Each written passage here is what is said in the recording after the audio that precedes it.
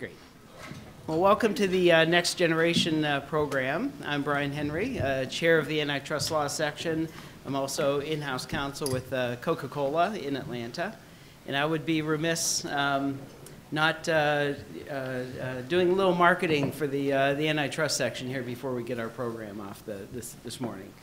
First of all, if for those who are members of the section, we have some incredible things that are happening. I'm going to briefly mention. If you're not a member, please seriously consider joining. We really could use your assistance. We have a lot going on. Very exciting times for the section. We have over 7,000 members, 5,000 members from lawyers from over 60 countries. We have just rolled out, if you haven't seen it yet, a weekly podcast called Our Curious Amalgam. We have just hit the 14,000 listen mark since August. We've had 27 episodes. It's been listened to in over 60 countries. So it's been a very successful podcast program. It's available on iTunes and wherever you can get your podcasts. The spring meeting is mentioned in our video. The brochure for the spring meeting should be coming out very shortly. Last year we had over 3,600 attendees, over 1,000 lawyers and economists from outside the U.S., 500 enforcement officials. That, our spring meeting has really turned into be a festival with over 100, receptions and other events that happen around the meeting. It's just a great opportunity to come out and network and listen to the substantive programs. This year I want to mention two things in particular. Just as chair, I get to select the luncheon event and the dinner event. Our luncheon event, we are going to have a PhD physician from the UCLA Cannabis Initiative, and he's going to talk about cannabis and CBD and the massive industry that is developed both in Canada and the U.S. And I'm not sure if you're aware, but it's raising all kinds of fascinating legal issues with respect to in the competition and consumer protection data privacy world. We've got FTC investigations, we've got second requests out on cannabis deals. So that should be a fascinating luncheon program. For our dinner, we're partnering with a nonprofit organization in Washington called The Musicianship. They provide free music lessons to over 2,000 students, and we're putting on an American Idol style show featuring about 6 of their youth performers with a fantastic Earth, Wind, and Fire tribute band as their backup. So keep your eye out for that. That's going to be a really fun fundraising event for a great organization in Washington. A couple of other things. We have a robust comments program that we provide advocacy comments to agencies around the world. I think we're up to about 15 already this year. We just published an antitrust compliance handbook. If anyone has not seen it, it's probably one of the best, if not the best, antitrust compliance handbook that really has been written. We have two really neat things that we've rolled out. One is a global tech investigation and enforcement tracker. So if you go on the ABA website, we literally have a updated weekly tracker of all of the tech investigations that are going on around the world by jurisdictions, far-flung. And then just this morning, I just posted on LinkedIn, we've just announced, and it's just released on the section website, a new federal privacy legislation tracker. So it's an Excel spreadsheet that you can do all kinds of searches on for all of the various federal privacy legislation proposals that are out there. You can search by various terms and so forth. But that was just released by our federal federal and state privacy legislation task force. That I just wanted to mention also, we have just opened up, started a new Women's.Connected committee. That committee focuses on careers, networking, personal development for competition CP women lawyers. Gabrielle Kohlmeyer is doing a fantastic job with that organization. So with that, we'll go ahead and kick this off, but I just wanted to mention for any lawyers, young experienced, anyone who wants to get involved in the section. There are just so many opportunities. We do so many great things. We'd love to have you join and contribute to our mission.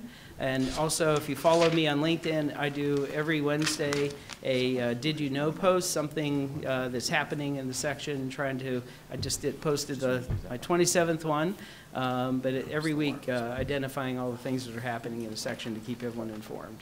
So with that, I'm going to turn it over to Harry to kick off the program.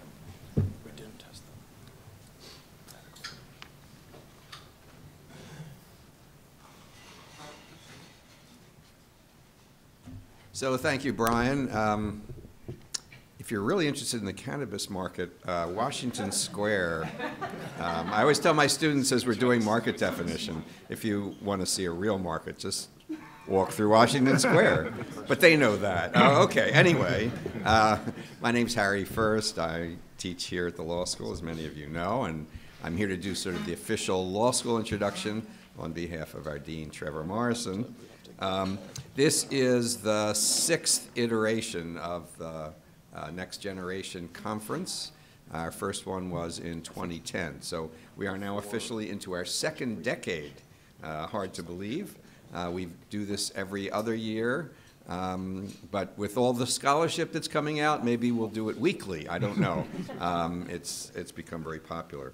This year, of course, as you know, marks an expansion of our topics from, I don't want to say just antitrust because there is nothing else in the world, but we've expanded out, as you know, again, to data privacy and data protection, important areas in their own right, but of course important in an intersection with antitrust, particularly as we're thinking about the application of antitrust law to the high-tech platforms. So I think this is a great expansion of our efforts.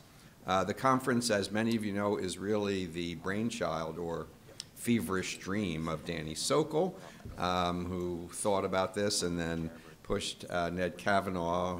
Ned is around here someplace, who's teaching. Ned is over, right here. Right there, hiding from my line of sight. Pushed both of us to assist, and here we are. Danny really does most of the work, and well, we'll get to Nicole in a minute, right? I always like to thank my assistant, Nicole Arst, who really does a lot of the work, and she can never hear me because she's outside working. But I will tell her that I've thanked her and the great people here at NYU, and of course, the American Bar Association for co-sponsoring the conference and helping to fund it. And they also, Rose Ashford is here, and she's also, I think, she may be inside, but our thanks to her.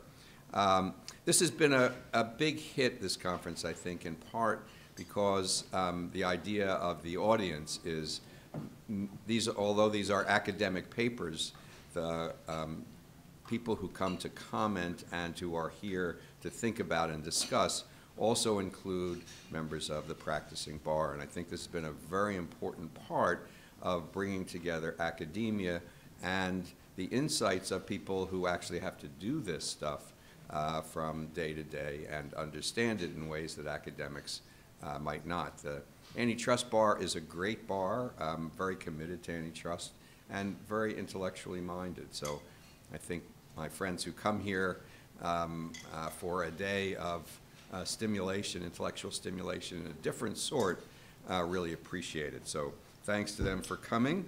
As a marker of success of the conference, we are now being scouted. I don't want to think of this as the minor leagues, but publishers of academic papers in antitrust have noticed the conference. The editor-in-chief of the Antitrust Law Journal, Matt Sawchuk, has sent letters to all the presenters saying, think about submitting your papers to the Antitrust Law Journal.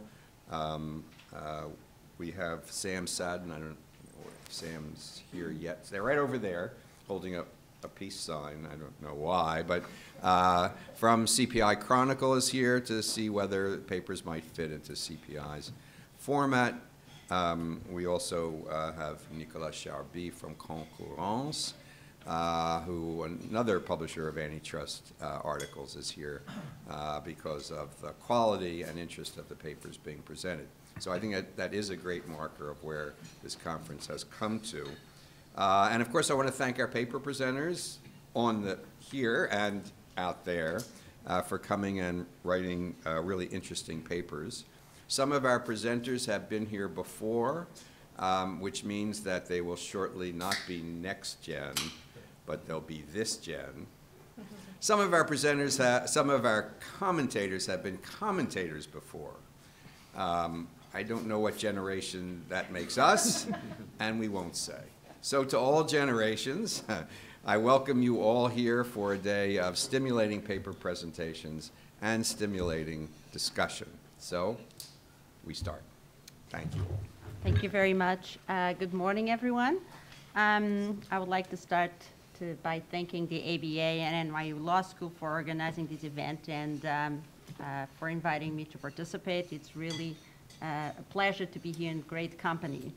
Let me start by introducing myself. My name is Rosa Abrantes-Metz. I will be the section chair for this panel. I am a managing director at Global Economics Group and the antitrust securities and regulation practices, particularly in antitrust. My work has focused on collusion, monopolization, and multi-sided platforms. And I have provided testimony for plaintiffs, defendants, and the U.S. government. Now to our panel. The last few decades have experienced a very significant increase in terms of data availability to be collected and analyzed, computer power, lots of new and interesting techniques, machine learning, etc. Everything ready for real-time to be used in real-time pricing. The consequences for the likelihood of collusion, both tacit and explicit, and more generally for prices, even in the context of competition when pricing algorithms are used, is really at the forefront of research in antitrust. And this is a very exciting area of research, and it is the focus of this panel, so I hope you will enjoy it. We're going to have 3 excellent papers. Each paper is going to be allotted about 25 minutes between the presenter and the discussant, and then we'll have an overall discussant followed by questions within the panel and the audience. We really hope we'll have time for those. So let me introduce our distinguished panelists. Felix Chang is a professor at the University of Cincinnati College of Law, where he also co-directs the Corporate Law Center. His scholarship focuses on the intersections of antitrust and financial regulation. Nat Kavanagh is a professor of law at St. John's University School of Law and a visiting professor of law at Cornell Law School for the current academic year. He is also a co-organizer of this conference, jointly with Professors Harry First and Danny Sokol. Benjamin Layden is an assistant professor of strategy and business economics at Cornell University. His research focuses on communication and coordinated behavior, competition on digital platforms, including how platform design can limit competition. Justin Johnson is a professor of economics at Cornell University's Samuel Curtis Johnson Graduate School of Management. He teaches business strategy to the school's MBA and executive MBA students. He has worked with eCornell and Fortune magazine to develop web-based learning opportunities and business strategy. Alexander McKay is an assistant professor in the strategy unit at Harvard Business School. His research focuses on how pricing frictions, such as consumer inertia, long-term contracts, and pricing technology affect the nature of competition and antitrust policy. George Hay is the Charles Frank Rivas Senior Professor of Law and Professor of Economics at Cornell Law School, where he has been teaching since the late 70s. He is extensively published and has provided expert testimony in the US and around the world. Lawrence Steyr is chair of Antitrust and Competition Group at NERA Economic Consulting. She joined NERA in 1996 after completing her PhD at Harvard University. Over the course of her career, Lauren has conducted research and prepared expert reports on a wide variety of antitrust and competition issues, appearing as an expert witness in more than 75 matters. With these, we will get started with the first paper called Algorithmic Antitrust. Sure. Thank you.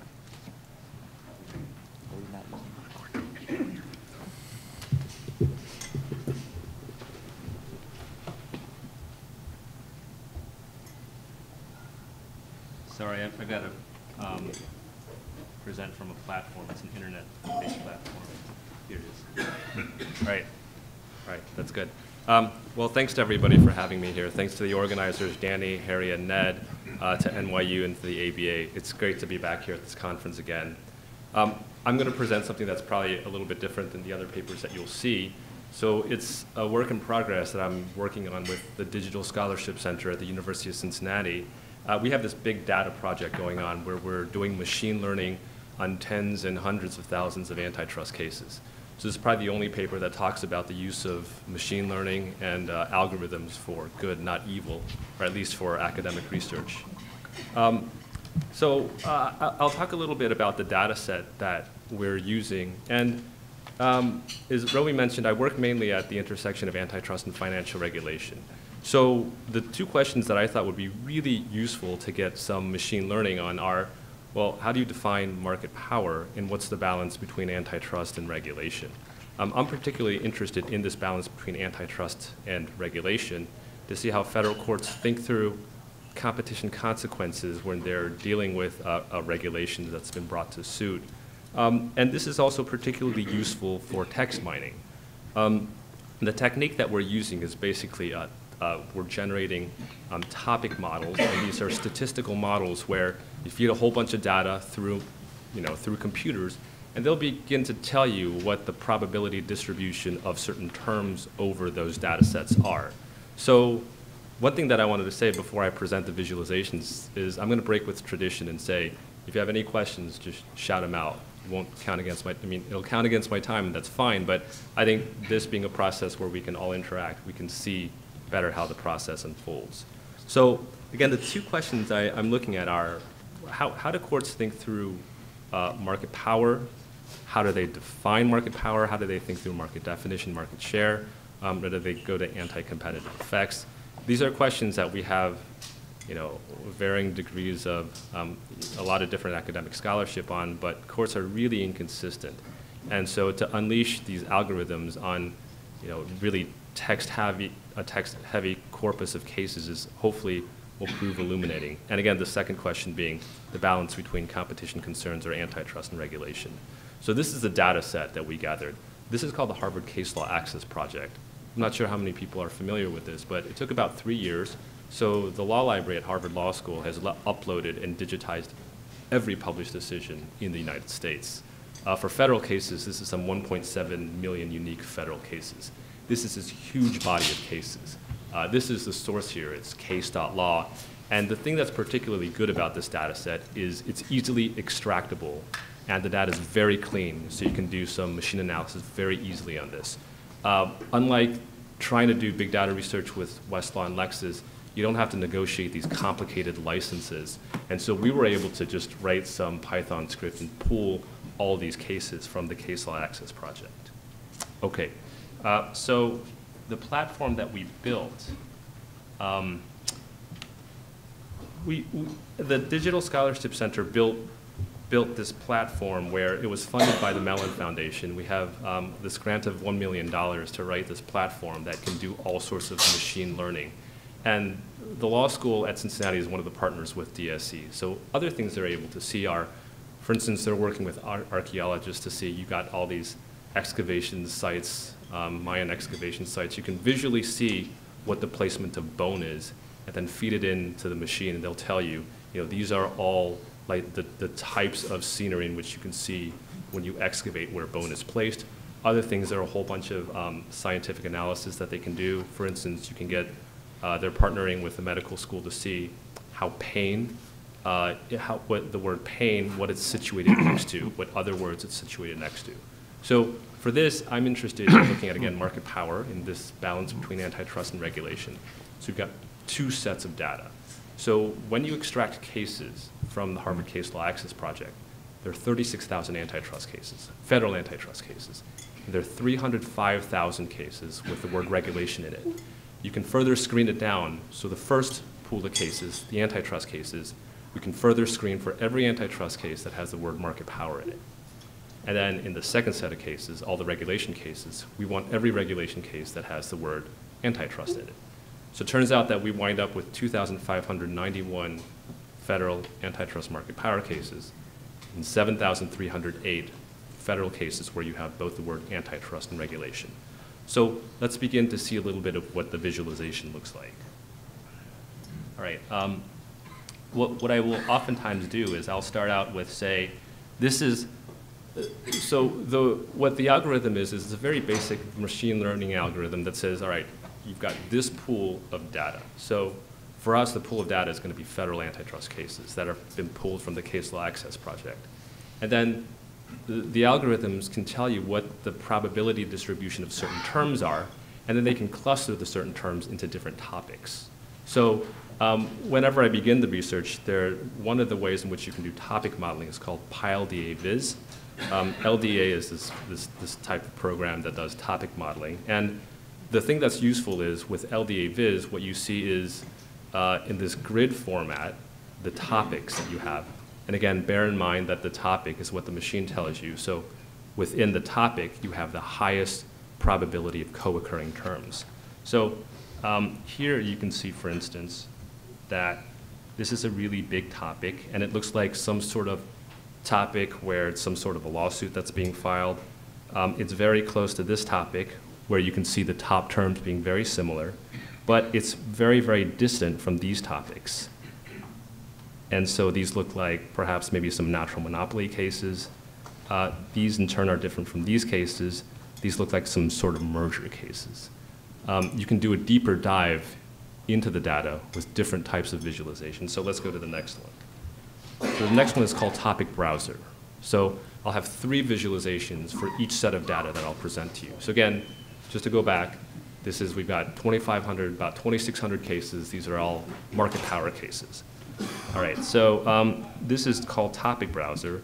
And then you can sort it so that you get the largest, these are the largest topics in proportion of the whole data set. What you can do is that, so again, these are the different topics that the machine has sorted to say, all right, within this topic, the highest occurring terms are, allegation, claim, market, antitrust, complaint. So you can also see a histogram where over time it tells you how many cases you're getting. So this is something that over time has increased. This topic looks like it's some sort of a tying topic. And in this visualization, you can then go into each word and see what topics it co-occurs in. And here we see that tying is only restricted to that one topic. Let's see if I can go back. All right. But if you want to use, say, product, it pulls up all the different topics that product recurs in.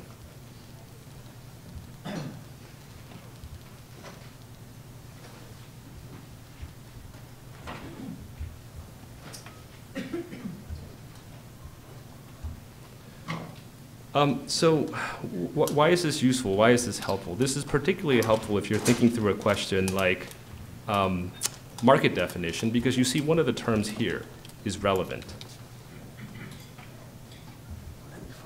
And in this type of topic browser view, you can see that the word relevant only occurs in 5 topics.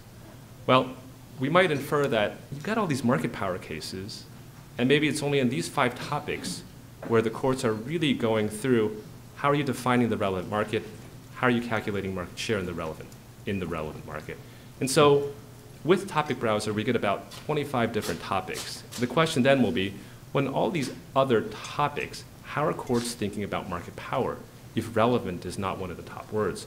Are they going straight to anti-competitive effects? Are they thinking about something else? All right, I'll keep going. Again, feel free to interrupt me at any time.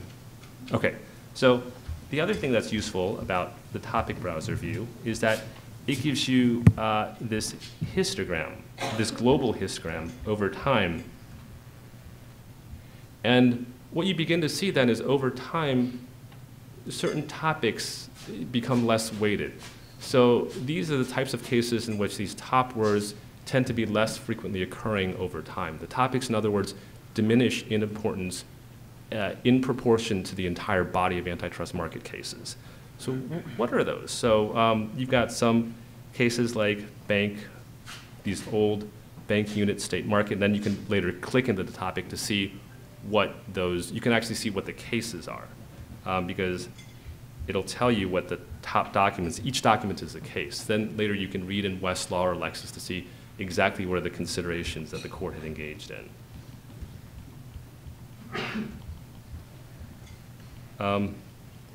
Here are some other things that have kind of emerged over time to displace the topics of diminishing in importance. And there are a couple of trends that you might deduce from here as well. So certain of these are where, and later it becomes more apparent when we go to the antitrust and regulation cases, you see some of these really old cases where the ICC was involved, and those really diminish in importance over time. Other things that have supplanted it are, you know, you've got just straightforward antitrust cases. You see the emergence of class actions. So this is in line with, you know, the Great Transformation, Marilyn Kearney's article, or in other words, deregulation. Some of that might be rather intuitive, but some of these things perhaps aren't that intuitive. And so the challenge that we're presented when we're thinking through this is, how can we harness this technology in a way that's useful to us? So that's one of the central questions that we're engaging in. I don't want to necessarily suggest that this technology is going to totally supplant Lexis and Westlaw, but it does affirm some parts of the way we traditionally do antitrust research, and at the same time complicate the way we think through things like precedent and case law in antitrust research. Okay. Questions? I do have one. Yeah, please, Lauren. Use it against my time at the end. But you mentioned that maybe courts are not looking into relevant market and still going straight to competitive effects. Yeah. How would we use that to see? How would we use your tool to see that, or what analysis would we do? Yeah, so the question is, so one of the things that I had conjectured was, if you see that the word relevant is only in 5 topics as opposed to 25, can we say that in these other topics, then courts are straight just going to anti-competitive effects? The answer to that is complicated, because we're at the early stages of this technology, and we're trying to discern how useful it is. One of the things that's not particularly useful is, it's the benefit of machine learning, which is when you feed all this data into these machine algorithms, they're not trained to read past words that we would be, things like court or claim and see. So the platform, we're fine-tuning its capability, but right now we can screen out about 9 what's called stop words, which is junk words that we don't want. So here, many of these, I've filtered out court, law, plaintiff, defendant, plaintiffs, and defendants. So I think that the balance is, once we get to filtering out enough of these junk words, can these models become useful? So then the next question is, all right, so you've got these visualizations. You've got to go in and actually, read all the cases. And that's the process that I'm at now. So I began to read all of these cases. And the challenge is that it is far premature to draw the conclusion that courts are moving past, say, market definition or the relevant market, going straight to anti-competitive effects. That's not what I'm finding. So this early in the machine learning, it seems to be that in a whole bunch of the topics where, you know, the word relevant isn't being used, relevant may be in there, but it just may be buried as a word. So it's just statistically not relevant enough to get picked up.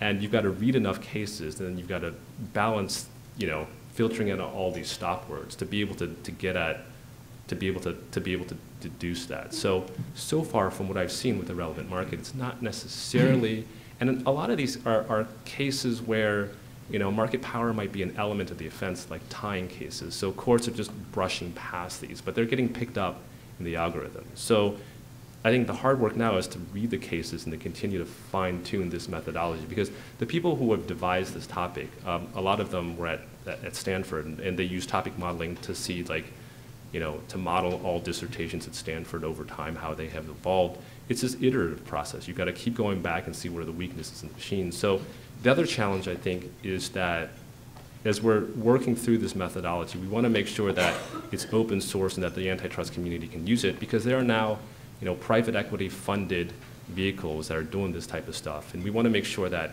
it remains open to the community of academics.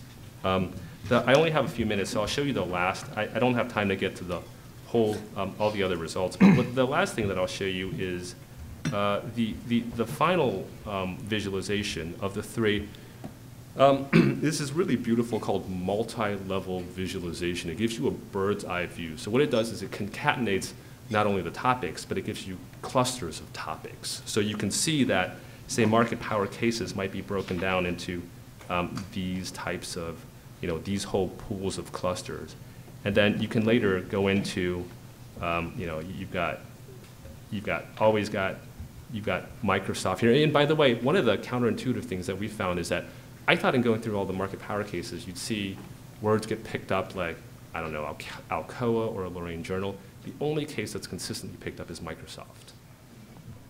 So then so these look like they're cable cases. You can later, How many of them cite to Harry's book on Microsoft?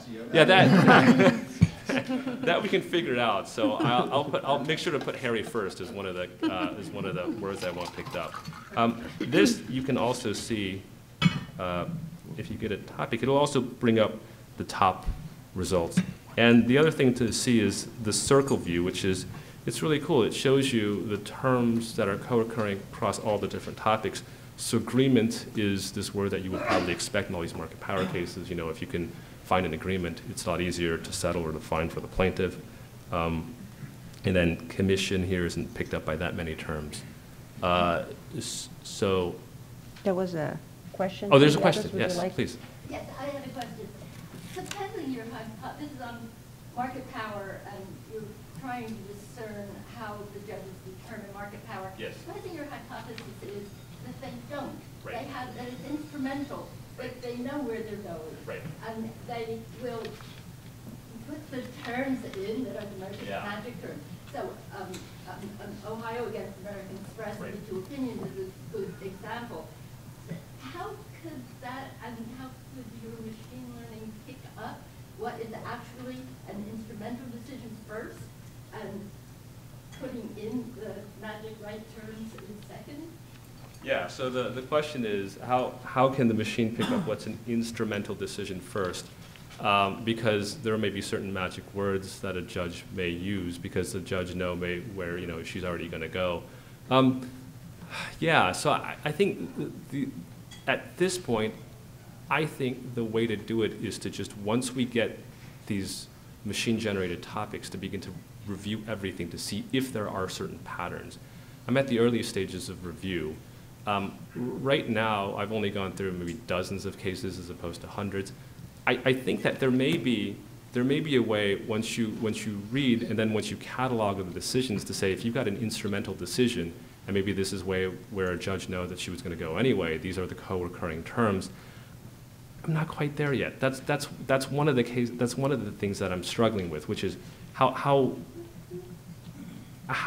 can this technology help with questions like that? At this stage, all I can say is I'm trying to read through all the cases. And then later, I can go back and see if there's a certain coherence between, at least a certain coincidence between, say, an instrumental decision and certain vocabulary.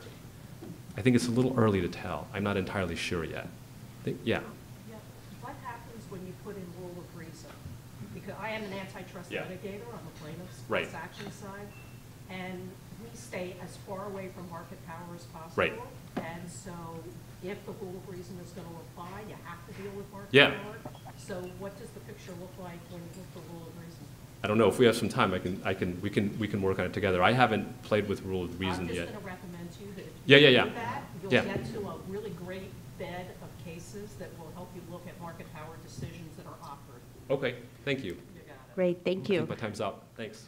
Thank you. Before passing to our discussant, I would like to make a brief comment. As an economist who typically works with very large data sets, I find these techniques extremely useful. But I'm usually cautious and have in the back of my hand the typical problem, which is the following. There is a big difference between predicting variable y using variable x and explaining variable y using variable x. So to give you a simple example, you can pretty much have 100% fit if you want to predict the number of left shoes sold using right shoes, but you haven't explained anything. So while I think these machine learning techniques and training the computer, the program to learn from the data are important, the selection itself of what variables are used to predict something, I think the value of the econometrician is really irreplaceable. And so one needs to be cautious when applying these kinds of techniques when trying to explain relationships between variables, which sometimes economists may just not care as much about the fit of the regression. You may have a wonderful model if you explain a relationship that is statistically significant and your fit is pretty low. So I think this is one of the things that sometimes does not get enough attention when we discuss the applications of these techniques to economics in general. With that, let me pass to the discussant, Ned. Well, thank you, Romy. I'm pleased to have the opportunity to discuss Felix's paper and to have the opportunity to have talked to Felix a little bit about his paper, which I was very impressed with. And you can see this is very different from what we usually do here. I mean, normally we're talking about substantive issues, you know, proof of conspiracy, legal standards governing single firm conduct, remedies, and things like that. This paper addresses research capabilities, techniques, and results, and you know it's pretty fundamental. This is first-year law school stuff, and in a way, Felix, I almost saw you as the librarian over there at orientation for first-year law students about what these search engines can do and not do. So the question I ask is why are we doing this, and why are we talking about this now? We've got Lexis and Westlaw, so why do we need this? And then I thought, maybe it's because we have Westlaw and Lexis that we need to do this. And it was, you know, one of the most interesting findings is that, you know, you're talking about market power and antitrust as opposed to regulation as two very broad topics. That the cases that you extracted through the Harvard project, very, very different from what you got from Westlaw or Nexus. And why is that? Well, the answer to that, I guess, is algorithms. And, you know, we've looked, algorithms a big buzzword these days. We talk about, you know, particularly in the context of Google, are Google's algorithms geared to giving Google some kind of economic advantage or their partners economic advantage in you know, creating potential Section 2 problems. So the question here is there a way of extracting cases from a universe that's free from potential biases that might be introduced by Westlaw or Lexis algorithms, okay? What are those algorithms? Well, they're not very transparent. I don't know that anybody knows, but certainly Westlaw and Lexis don't publicize what their algorithms are. So what I did here is I went back and I looked at Westlaw in case orderings in your research, okay? And here are the case orderings: relevance, date, most cited, most used, court level, and term frequency. Okay, now at least three of those, I think relevance, most cited, and most used, what do those mean? Well, I guess it determines, you know, the algorithm is what's going to tell you what that is. But still, it's not clear. And then the Lexis results, okay? Lexis presents things, title view, full view, graphic view with some bars and clusters, sort of like what you're, you know, in the infancy of what you're going to. And then Lexis Advanced has what they call the Ravel view, which has visualizations, which is very much like, and I was actually surprised to see this, very much like what the Harvard project does. And visualization talks in terms of citation frequency, chronology, jurisdiction, and relevance. Okay. But the point is, you know, you have Westlaw very much tied to the West key number system. I think one of the first things that we learned when, certainly if it wasn't in law school, it was in law practice, is don't believe what's in the key numbers. You've got to get behind that. Somebody's drafting those, and we don't know who those are. And we really want to see the cases more than we want to see West's take on what those cases are, okay? And then there's another thing, because I said to, in our prep conference, I said to Felix, you know, when I do legal research in antitrust, the first thing I do is go to antitrust law developments. And then that gives you, that gives you a textbook treatment of the topic, and then that gets the footnotes get you into the material. And there, you can jump into Westlaw or Nexus. And of course, the question then becomes, what about the antitrust law developments? Are they party neutral? And, you know, having worked on that, I know we try very, very hard to go down the middle, be very, very fair. But people still say, you know, it's too defendant-oriented. I'm not sure that's the case, and we certainly try to avoid that. Okay? And of course, Lexis, unlike Westlaw, incorporates Shepard's in the citation system. And again, you have the whole range of issues. You know, when's a reversal? What does that mean? Disapproval, what's the difference between that? So there are a lot of questions in terms of way the materials are presented by Westlaw and Lexis that are just not very clear, and I think what you're trying to do is get something much cleaner. So how does this help us? Well, the visualizations hopefully can let us see patterns and to see interconnections between and among cases, okay? They give us information that are free of what some coder at Westlaw would do to put it into the key number system or the Lexis, the system that Lexis has. This is designed to tell us how courts have acted, not how courts should act, okay? And hopefully less cumbersome in Westlaw and Lexis in terms of licensing fees because access is free. On the other hand, I'm wondering, Felix, are old dinosaurs like me going to buy into this visualization? You know, we're used to something very, very different. But maybe next-gen lawyers, they're going to find this interesting. So query, can you get the profession to buy into it? Secondly, you know, as you said, you need APIs to extract data, and you scared me when you started talking about Python because I have no clue what that is. And then $1 million grant to develop the program. So this is not yet in a position where it's going to be accessible to practitioners, although there's certainly hope. And of course, historically, over time, costs are going to go down, and it's going to get better. And then, you know, the visualization, I think, presents challenges drawing inferences, and those are the things that Lauren and Eleanor were talking about. You know, how can you tell from this? It's very, very difficult to tell from these visualizations issues. You know, market power, was it just not talked about because there was direct evidence? Did the court just muddle the whole thing? And then also, there's another next-gen engine, or purports to be a next-gen engine, is Fastcase. I don't know how many people have seen it. Fastcase is trying to market itself through bar associations and make it free to practitioners, gearing or targeting smaller practitioners and making the product available through bar associations. But Fastcase has visualizations and a lot of graphic presentation also.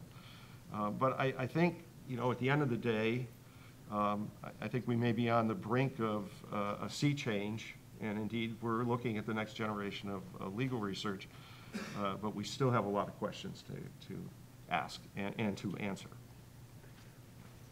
Thank you very much. We will now proceed to the second paper, Coordinated Capacity Reductions and Public Communication in the Airline Industry.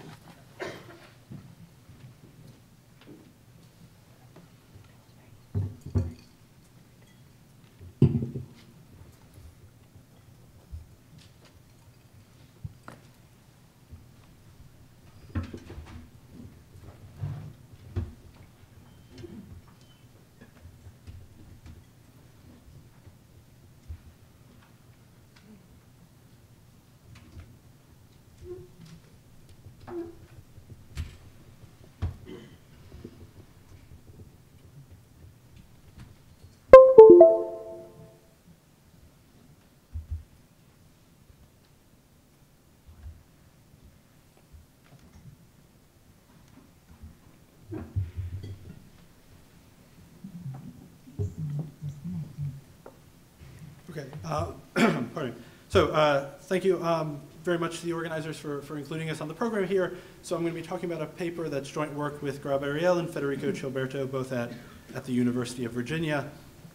And what I want to do here is sort of start with a sort of broad overview or broad question that motivated our work on this topic, and then we'll dive into the specifics of what we see in the airline industry. So, you know, in the US, as in many other countries, of course, there are sort of two legal paradigms which are meant to promote market efficiency, but which are potentially at odds with each other.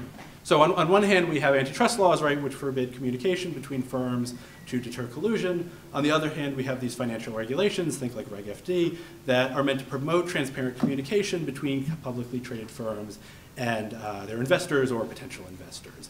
And so you can see we sort of have a conflict here, which is on one hand, we are essentially telling firms to be quiet, and on the other hand, we want them to speak up. And so there's sort of an open question here of, you know, do these transparency laws in fact facilitate collusion by providing sort of approved mechanisms or mediums through which they can communicate with each other? Now, we're certainly not the first to think about this.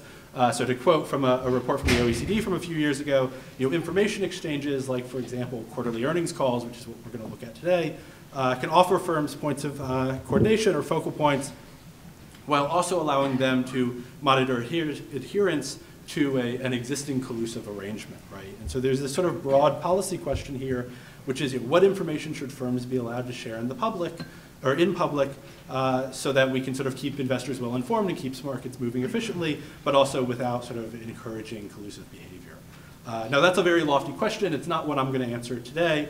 Instead, what I'm going to do is zoom into the airline industry and sort of show evidence that this is not just sort of an academic question or a theoretical question or concern, but rather that there's evidence that sort of public means of communications are being taken advantage of by certain firms, or at least the evidence is consistent with this theory in the airline industry. Okay, so we're going to look at airlines. As I said, I think the airline industry is a really nice one to look at for this reason, or rather to look at this topic, because, you know, sort of ex ante, we'd expect in an industry that looks a lot like the airline industry for collusion to be rather difficult. That is, they face very stochastic demand, monitoring can actually be quite difficult, and typically this would lead to the breakdown of any agreement. However, in recent years, there's been some work some theoretical work by Oweya and Krishna, which basically shows that under certain circumstances and in the presence of these two characteristics, firms can use cheap talk to sustain collusion, again, despite these sort of other concerns. And so motivated by this work by Oweya and Krishna, what we're going to do is ask in the airline industry whether managers of legacy US airlines use their quarterly earnings calls in order to communicate with their competitors about capacity reductions. What we find, the sort of headline result here, is that concurrent discussion of this idea of capacity discipline, which I'll come back to, among legacy carriers results in about an average reduction in capacity of about 1.9%. So the data appears to be consistent with this theory that the airlines are using this sort of open means of communication that they're encouraged to take part in order to coordinate these capacity reductions. Okay, so let me give you a little bit of institutional background, talk about the data we're going to look at here, and then we can get to the results. So in July of 2015, the Washington Post reported that the Department of Justice was investigating a number of airlines in the US, alleging that they might have been colluding to limit available seats, so their capacity here just on US routes. In addition, there's now a class action suit, which two of the airlines have settled in recent years. And the allegations are essentially this, that first, carriers are collusively imposing capacity discipline, which essentially means that they're limiting the number of flights they're flying, or they're decreasing the number of seats they're selling between one airport to the next, despite higher demand and lower costs. Moreover, the allegations continue that carriers are implementing and policing this agreement through public communication, in particular through their quarterly earnings calls, which is what we'll look at today, but also through sort of industry conferences and panels there, which is not going to be part of our analysis here. So motivated by that, what we've done is we've collected transcript data on all of the quarterly earnings calls since the end of 2002 until the end of 2016 for major airlines in the US. Right, so these are going to be quarterly calls where the top executives from these companies are going to get on the call, make some opening statements, and then take questions from analysts. And what we're going to do is we're going to take those transcripts and then analyze them using a combination of natural language processing tools, so likely some of the stuff that fit into the platform you saw just before my talk, as well as some manual review to try and determine when the carriers are discussing capacity discipline and when they're not. So to give you an example of what they're saying on some of these calls, here's a quote from one of the US Air calls where they say, look, revenue is up as a result of a strong pricing environment and, quote, continued industry capacity discipline. In a separate call, Delta and executive notes, you've heard us consistently state that we must be disciplined with capacity. And in general, what you see in these calls when they discuss this topic is a use of this phrase capacity discipline or some variation of it, like we see in the Delta case. Of course, in other cases, things are a bit more subtle, and we've tried to sort of identify when they are talking about this idea and when they're not. Okay, so here's a figure that sort of shows you when they're talking about capacity discipline and when they're not. So there's a lot going on in this image, so let me sort of walk you through it. On the rows here, we have all of the major carriers in the US that we've collected transcripts for. Along the horizontal axis, we're going to measure quarters here. The light green and the dark green indicate quarters where we were able to collect a transcript for that quarter for that airline. All the other colors indicate cases where we couldn't find a transcript. In a lot of cases, we know why, and some we don't know why. Among the light and dark green, the light green indicates quarters where we have a transcript, we see what they're saying, but they didn't discuss capacity discipline. The darker green, that bottom part on the key there, indicates where they were discussing capacity discipline. And you can sort of see here a lot of cross-sectional variation across airlines in terms of discussion of this topic, as well as temporal changes as well, in terms of when certain airlines are and aren't talking.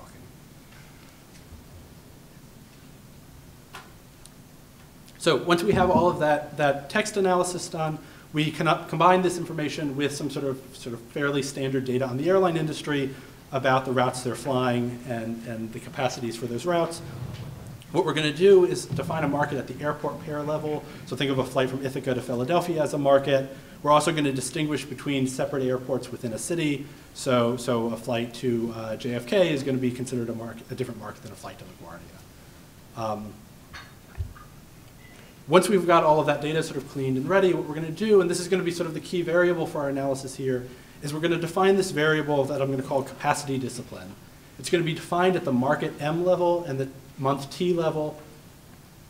And this is going to be sort of our key idea, which is we're going to try and understand when are all of the carriers in a particular market, in a particular month, discussing capacity discipline and what's happening to their capacity as a result of that. So capacity discipline is going to be equal to 1 when the following two conditions hold. First, when the market is what we're going to call talk eligible, which is to say there's at least 2 legacy carriers in that market at that month. In other words, there's room for communication between the carriers. Conditional on a market being talk eligible, we're also going to require that all of the legacy carriers serving the market, there's at least 2, there may be many more, are discussing capacity discipline in their most recent earnings call. And so when all of the legacy carriers in a talk eligible market discuss capacity discipline, we'll set capacity discipline this variable equal to 1, and otherwise it'll be equal to 0. And then what we're going to do in our analysis is essentially ask what happens to capacity, so log seats on the left-hand side here, when this capacity discipline variable is turning on and off. In other words, when all of the legacy carriers in a talk-eligible market discuss capacity discipline, to what degree does their capacity change, if at all? As you can see here, and I won't go through all the details, but we try and control for everything we possibly can that also may be going on in these markets, although I'm always sort of open to more ideas there. Okay, so when we run this model, column 1 here is going to show our main result, which I mentioned earlier, which is that when all legacy carriers in a talk-eligible market discuss capacity discipline, we find on average they reduce capacity by about 1.92%. And I'm reporting percentage changes here, some elasticities here. All right, so that's sort of the headline number, but of course we might wonder, which carriers are involved and which aren't. So one thing we do is we distinguish in all of the markets we observe between what we'll call a legacy market, which is one served only by legacy carriers, and a mixed market, one which is served by a combination of legacy and low-cost carriers. What we find there is that the action seems to all be in these legacy markets. So when a market is served only by legacy carriers, we see about a 2.5% reduction in capacity following communication on this topic. In those mixed markets, we don't find evidence of a response at all. So it doesn't appear that the legacy carriers are responding to this communication in markets where they're competing against low-cost carriers. It also doesn't appear that the low-cost carriers are sort of free riding on this communication that's occurring. Another thing we've looked at is how these results change with other characteristics of these markets. So the first one we look at here is how the size of a market affects the effect that we've estimated here. So by size, what I mean is the sort of average population between the two endpoints of a particular market. And what we find is the effect is the largest, about 3.5%, in the smallest markets, and the effect is the smallest in the largest markets here. So it's sort of decreasing in market size. The same is true if you try and segment markets based on the amount of business travel going through the market. So we see the largest percent, about 3.2%, in markets with very low business travel. In the markets that have the highest percentage of business travel, we see a much lower effect. Or rather, we don't find evidence of an effect there at all. Okay, so those are sort of the main results that we find here. Ultimately, what we find is that the data is consistent with these allegations that carriers are using their quarterly earnings calls to coordinate capacity reductions. It could be that these capacity reductions are in fact occurring, as the data suggests here, but that there are other things going on in these markets as well that might offset any losses to welfare due to these reductions. So we've spent a little bit of time, although most of the focus is here on capacity, looking at other things. So I'll mention one thing we find is there's no evidence in the data that airport congestion has lessened. So capacities are coming down, but congestion doesn't appear to be improving, which we could think of as a potential sort of counteracting effect there. In addition, we show evidence in the paper of a positive association between this communication about capacity discipline and prices in these markets, although I think there's a lot more work to be done to that end. Okay, so again, as I said, the data here appears to be consistent with these allegations that have been brought against the carriers in these capacity discipline cases. That said, there are lots of other scenarios we might imagine, you might have some in your head right now, that could explain the results we find here. And so we spend some time in the paper trying to look into those as well. So one result that I think is especially, or one potential story that I think is especially worth looking into is the possibility that it could be that the carriers are simply announcing intentions to be disciplined with their capacity, announcing intentions to lower capacity in the future, and then following through unilaterally on those intentions. Right? These would be the earnings calls essentially serving their ostensible purpose, and what more could you want from the system? We don't find evidence that that's what's going on here. So we find that the carriers do not reduce their capacity, first, when they unilaterally discuss capacity discipline. So if I'm in a talk-eligible market, I discuss capacity discipline, but you, my competitors, do not, we won't find evidence that I'm also going to reduce capacity in those cases. Where we would expect that to happen, were I simply sort of pre-announcing future plans, at least sort of on average. Additionally, we don't find evidence of carriers reducing capacity in monopoly markets after discussing capacity discipline. So again, if I'm a monopoly provider in a particular market and I talk about capacity discipline, I don't then subsequently reduce capacity. And then finally, we don't find evidence of carriers reducing capacity in markets where all but one of the legacy carriers discuss capacity discipline. The effect only seems to sort of appear in situations where all of the carriers in that market, all of the legacy carriers in that market, are discussing the topic. So it's our view that the data is not consistent with the sort of claim that it could just be that the carriers are sort of pre-announcing future plans and then at least sort of on average following through with those plans. Okay, there are a number of other concerns you might have with these results that I think are worth addressing. Certainly lots more tests and details in the paper if you're interested. I think one big concern we might have here is that we've sort of violated this conditional exogeneity assumption, which is to say there could be things going on in these markets that are affecting the decision to discuss capacity discipline and the capacity decision itself that we're not accounting for in the model. Right? And this would clearly bias or could easily bias our results, and so that's something we'd be concerned about. Unfortunately, this isn't something we can sort of directly test and verify, but what we can do is conduct a series of tests motivated by some work by White and Shalek, which basically allow us to run tests where if we fail the test, then we should be concerned about violations here, and if we pass the test, then at least we're sort of still consistent with the idea, although certainly concerns may still exist. So what we do here is we go back to those transcripts we've collected from the earnings calls. We identify additional vocabulary using some natural language processing models that is positively associated with discussion of capacity discipline and negatively associated with capacity decisions. And what White and Shalek show us is that we can basically create a variable like that capacity discipline one I defined earlier, but for these additional pieces of vocabulary, and then plug those into our existing models.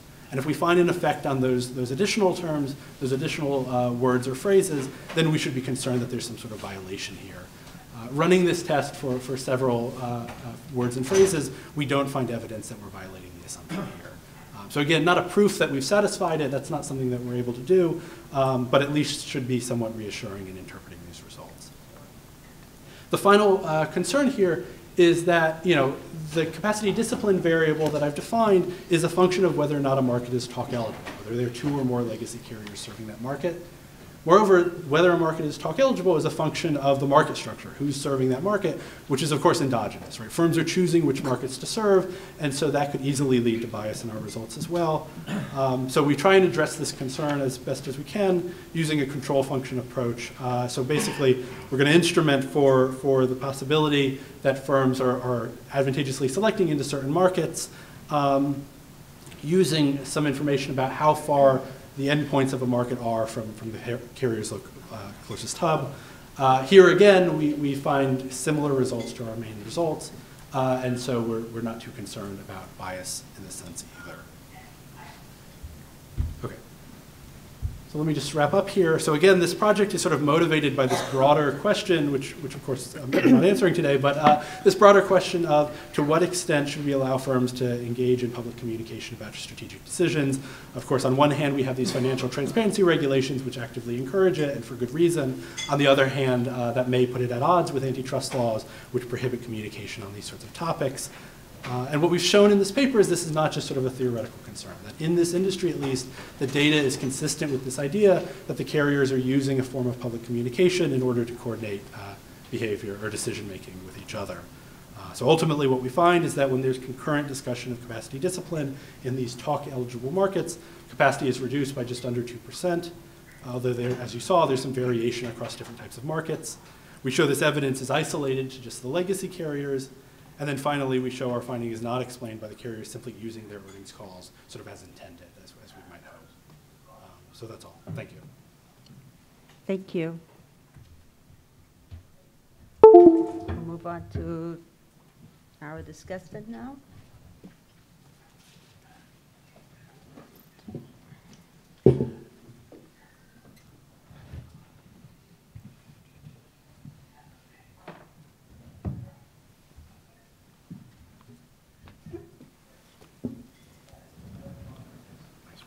Okay, so if Python, the thought of Python scares you, then reading this paper will scare the living bejesus out of you. Okay, but I mean that in a good way. It's very carefully done. It's using sophisticated techniques that at the same time are actually quite intuitive, especially on the natural language processing side. The big question, what happens when legacy carriers announce in their quarterly earning calls that they're valuing capacity discipline, okay? And what they find is after controlling, for a bunch of other factors, these airlines in fact reduce their seats sold in certain markets, in particular markets where there's at least one other legacy carrier, and assuming that those other legacy carriers on that route also claimed to value capacity discipline in their own quarterly earnings result, okay? Importantly, they find that if an airline claims that it values capacity discipline, but other airlines on a given route don't make that claim in their earnings calls, then the first airline actually does not reduce its capacity or seats sold, suggesting that this is not just an innocent statement about intent, we are going to reduce capacity, but instead communication, because again, we're only observing the capacity reduction in routes where the rivals are also claiming that they're going to reduce capacity. So the paper doesn't assert collusion, it asserts potential coordination, but one might wonder whether collusion is really part of the story. As I said, it's very carefully done, really excellent paper. Again, very modern techniques, but intuitive at the same time. It is based on a pretty old idea, of course, that firms might test the waters of, say, a price increase via a public announcement before actually following through on that price increase. But of course, it's going much further in statistically testing, really in some sense, the causality here, okay? Now, what's the concern? The concern is this actually evidence of coordination or collusion? And really, one of the main questions from an economic standpoint is whether it's plausible to think that firms' strategies are going to be independent of what other firms are doing. Okay, so if we were thinking about an actual price increase, and I raise my price, you don't increase your price, and so I lower my price again, have I done something bad or collusive? If you think about a perfectly competitive market, some firm has to be the first to increase the price. And if a firm tries to increase the price or raises its own price in a perfectly competitive market, but no other firm raises its price, of course the first firm will probably lower its price again. Okay? So, what's the balance? Exactly what do we make of this? It turns out a very similar case was investigated beginning in 1992. So the top of the slide's cut off, but there's as I said, 1992 case. Basically, it involves an online fair, a pre-announcement website. I call it a website, okay? Not literally a website. And basically what carriers would do is they would submit pre-announcements of fare increases on certain routes. And then the problematic aspect was that it appeared, depending on how you look at the data, that the fares would not actually be increased if other rivals did not make similar pre-announcements. Okay, so that was considered sufficiently problematic that the DOJ reached a consent decree with the major airlines in 1994 that basically banned certain types of fare pre-announcements on this, what I'm calling a website. Okay, and again, of course, the concern is that this was just communication trying to see, hey, are we all going to raise our prices?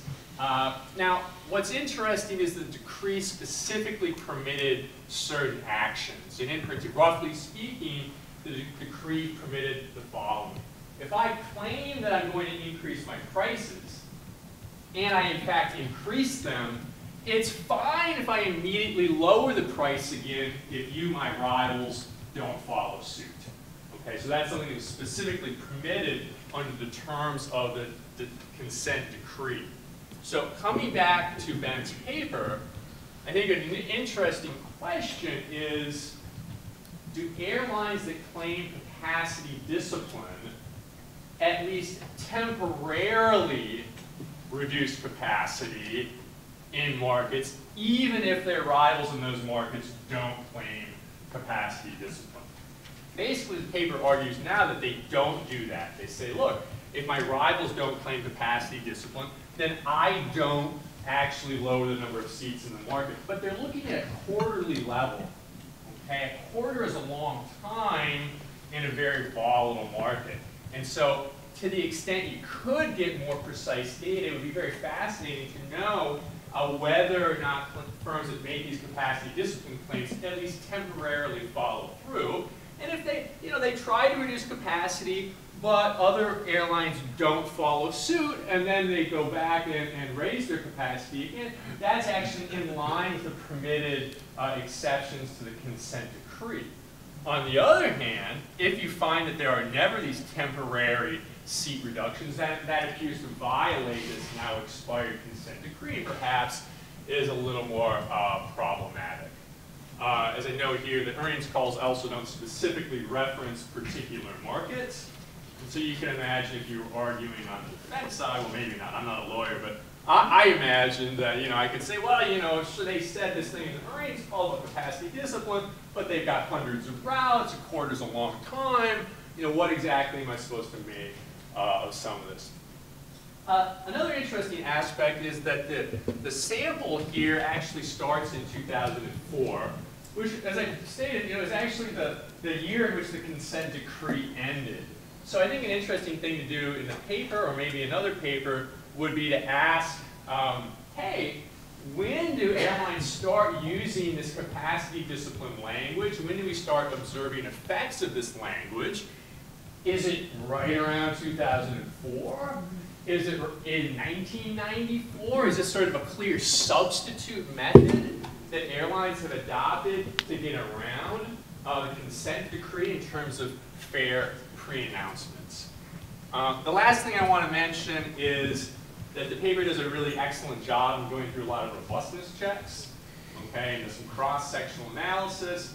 One of the things it doesn't really look at is any events that might be precipitating these capacity discipline claims. And so just to give you a sense of kind of what potentially would be going on is, you can imagine that you would want to look at what's taking place in the previous earnings quarter and see if that is predictive of capacity discipline claims in the current quarter. So for example, maybe the airlines are trying to exit a price war that started in the previous quarter. So could you look at whether there was some aggressive route expansion, either by legacy carriers or by LCCs rather, and whether you think that this is language that's trying to get the carriers out of a price war. I mention this because this was specifically a concern in the fare pre-announcements case that I mentioned earlier. It looked like another thing the airlines were doing is using fare pre-announcements to sort of threaten rival airlines, like, hey, you've incurred on my territory, stop or else. And that's all I have. Again, a really, really excellent paper. Thank you. Thank you very much. Excellent paper and discussion. You left me without any additional comments.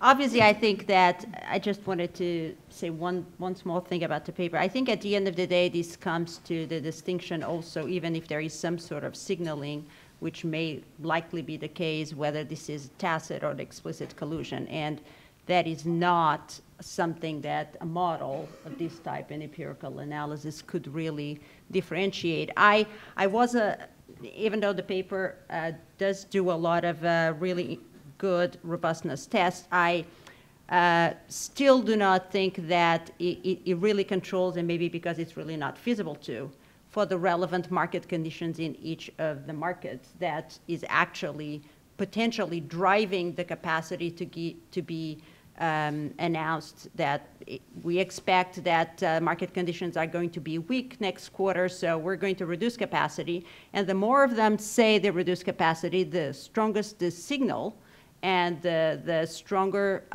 is the value of that information. And then they all reduce capacity doesn't necessarily mean they're explicitly colluding. But overall, I thought this was really, really interesting and very, very topical case. Thank you. Let's move on to our last paper, competition in pricing algorithms.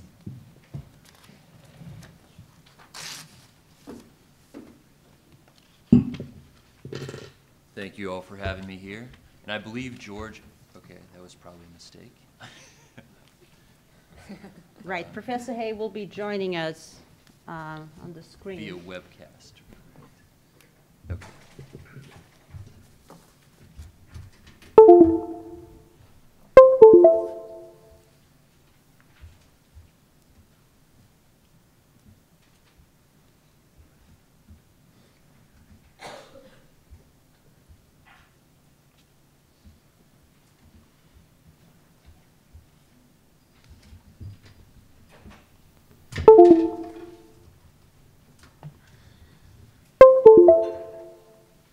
Excellent. Thank you. Thank you again for having me here. Today I'm going to talk about competition in pricing algorithms. And to give you just some context, and I believe the top may be cut off, so let's try that one more time. Excellent. Okay. So the nature of price competition is changing in many markets, especially with the rise of online retailing and the increasing use of algorithms and other pricing technology. And I think a lot of us find this really interesting. And one question we all have in our minds is, will this lead to higher prices? Right? And to sort of frame and give some context for the analysis I'm going to present today, I just want to give an overview of 3 different categories of conduct that firms could be engaged in the market. Right? We have competition, we have tacit collusion, and explicit collusion. And I think this was actually one of the considerations that was brought up in the paper that Ben was just talking about.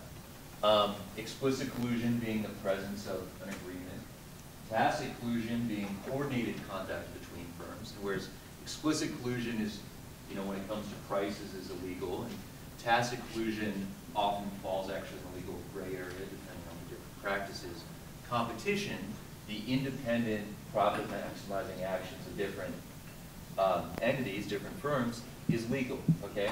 And the point we're trying to make with this paper is that actually algorithms can affect all 3 of these types of conduct.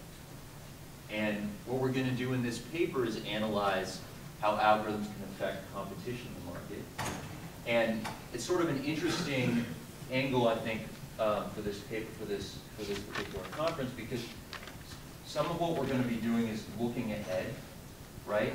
It doesn't necessarily pose, and we're looking ahead to see, you know, with the rise of algorithms and pricing technology, what sort of challenges is this going to pose to the existing legal frameworks and regulations we have that may not be able to address sort of competition in the market, where if we just took the existing things we had and applied them, they'd say, okay, this is maybe per se legal. So there's somewhat of a looking ahead nature to this project, and I believe George is actually going to address some of that in his discussion.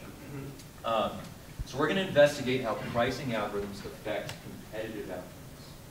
The way we're going to do this is we're going to study competitive games in which firms choose algorithms or pricing technology rather than choosing prices, okay? And the punchline from this is that algorithms are going to support higher prices in competitive equilibrium.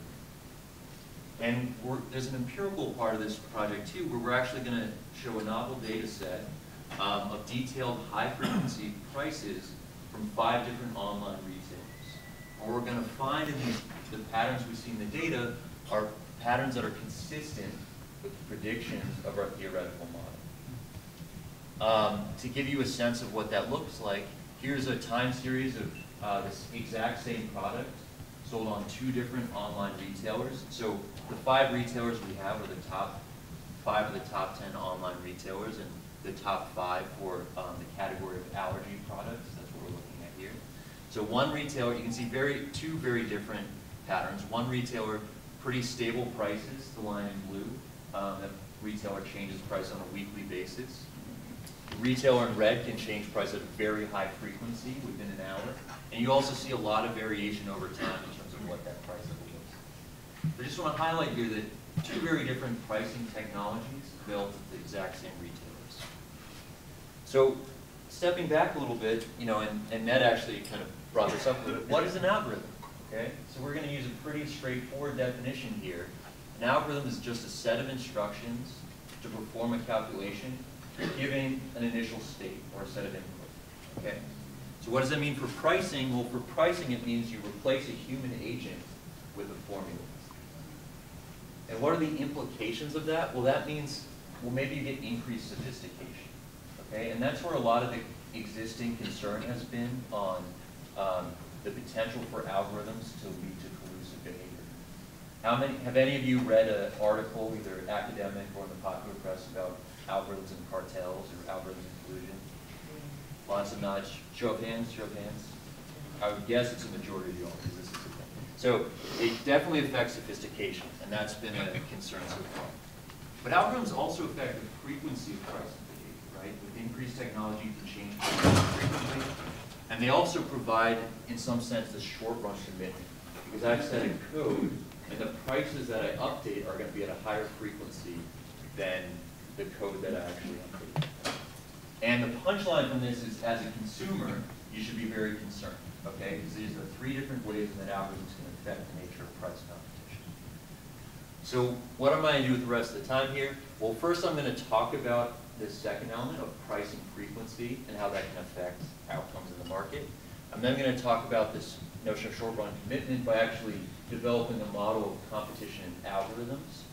And then I'm going to close by talking about some empirical evidence. So to start with, I'm going to take a standard sort of model that people use empirically of simultaneous price setting. Okay? So firms produce differentiated products. These products are substitutes. Firms are going to choose prices at the beginning of the period, and demand is going to be realized at the end of the period. So this is, you know, sort of a standard model that people have in mind when they're taking to different markets, and when there's, you know, when the DOJ is brought in, or the FTC, to do economic empirical modeling. You know, this is the workhorse model that's used. We can represent equilibrium in this market graphically. This is just representing Nash equilibrium. What does this graph show? Well, on the x-axis, we have the price of firm 1. On the y-axis, we have the price of firm 2. And what I've plotted here are the reaction functions, or the best response functions, for each of the firms. So what does that mean? Well, R2 gives the optimal price for firm 2, conditional on whatever the price is for firm 1. Likewise, R1 is the optimal price for firm 1, conditional on the price of firm 2. So where those two lines intersect, that's our Nash equilibrium, because neither firm has an incentive to deviate, right? So if I'm firm 2, I see P1 at that intersection, I don't have any incentive to change my behavior. That's the competitive equilibrium because it's consistent with your individual incentives.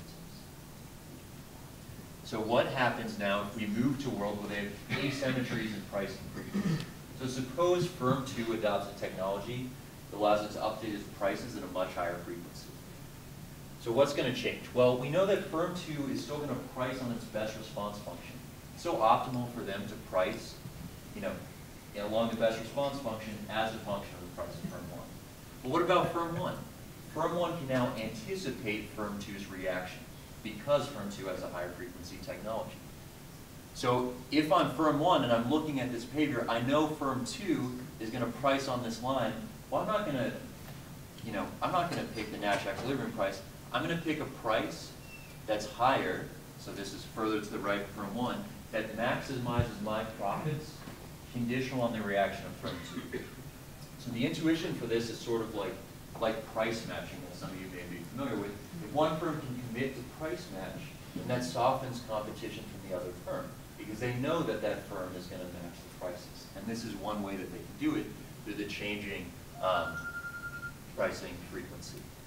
And the punchline from here is that asymmetries in pricing frequency are going to lead to higher prices for both firms. This is quite general.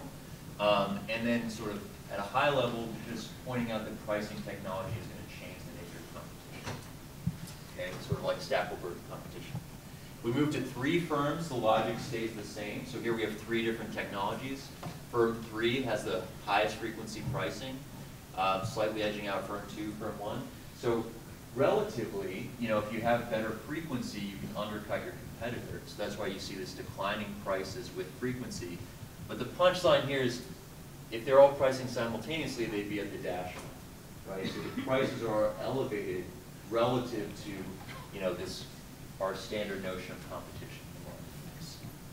Now I'm going to talk about competition algorithms. So in a different model, we're formulating this as a one-shot game, where firms, instead of submitting prices or choosing algorithms.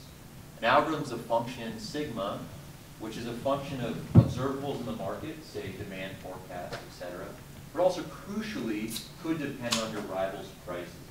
And in fact, many firms do have pricing technology that reflects this. We have co-developed where we scrape at a high frequency our rivals' prices, and we respond to that in real time. And they're going to submit these algorithms in the way the model works. They submit it to the central coordinator who solves for market equilibrium. There are many ways, just as a little side note, there are many ways in which these algorithms could generate what I would call super competitive prices relative to the Bertrand world. We're actually going to put some restrictions on this, and let's think of reasonable looking or simple looking algorithms. And the reason for that is if it's sort of an obvious tit for tat looking strategy, that kind of looks exclusive to an outsider. But most firms are using algorithms that are very simple. Say, I'm going to price 90 cents on the dollar relative to my rival's prices, or relative to a weighted set of averages. So that's just a linear function. So we're going to say, okay, let's look at continuous functions. And what does that look like in this game? Well, let's go back to the Bertrand-Nash equilibrium. Now suppose that firm 2 adopts this algorithm technology and they can submit an algorithm. Well, it's a dominant strategy for them in this case to submit their Bertrand best response function. And if I'm firm 1 now and I know firm 2 is submitting their Bertrand best response function, what price am I going to pick? Well, I'm going to pick that price that maximizes my profit on their function. This equilibrium mirrors exactly the pricing frequency equilibrium from before, leading to higher prices for both firms in the presence of asymmetry. Okay? So in general, this is going to be an equilibrium when you have this asymmetric technology where one firm sort of commits to the Bertrand best response function and another firm picks a price that generates higher profits for both firms.